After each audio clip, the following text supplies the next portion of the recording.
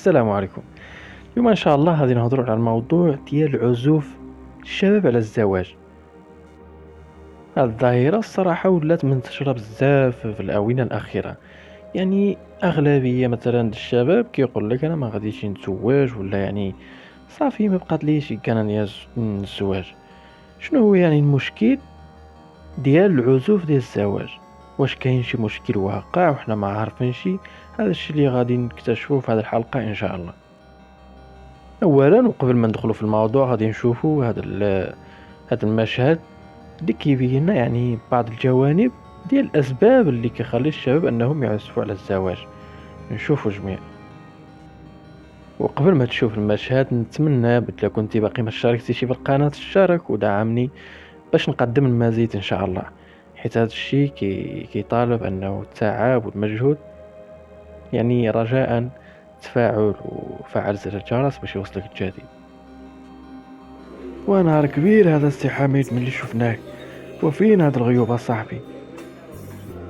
الله يبارك فيك السي منير. وغير مع الوقت وصافي انتنا عارف الانسان كيتقاتل مع الزمان. وكيفاش صاحبي راك كبرتي وخصك تزوج وقيله ولا؟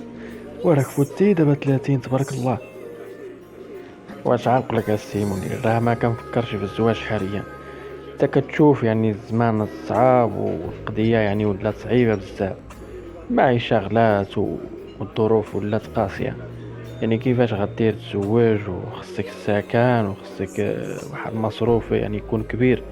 يعني ما بقاش في هذا الزمان تقد واحد النسبة قليلة ولا واحد المصروف قليل ما بقاش كيقد.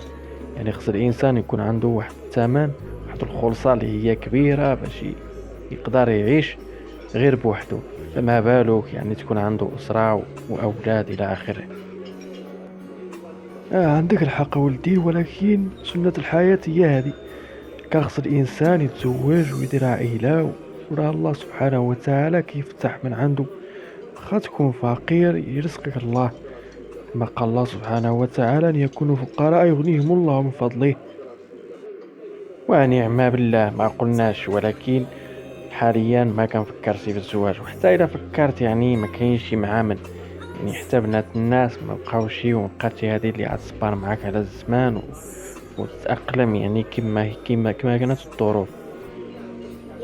انت كتشوف باللي كلشي بقى تابع المادة، يعني نساء ورجالا. الا ما كانتش المادة راه ما غاديش تكون الحياة. كما كتشوفوا في المجتمع، هذه هي السنتر اللي كتدور حاليا بين الناس وبين الشباب. اغلب يعني الشباب ما كيقدرش يتزوج حيت خايف من المسؤولية.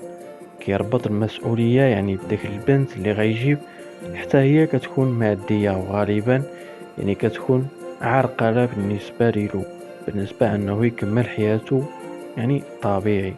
يعني كيقول الشاب أنه لابد خصو يكون عنده واحد الخلصة يعني كبيرة باش يقدر يعيش في هذا الزمان. وهو على حق، حيت الأمور راها صعبة بزاف، ولا بد يعني من طرف يعني يخدموا الطرفين، يعني باش تكون الأمور يعني متكاملة ومتوافقة. إذا نتمنى تكون عجبتكم الحلقة ديال اليوم، وباش ما نطولش عليكم نكون خفيف. دمتم سالمين، واللي باقي ما شاركش بالقناة يشارك في القناة.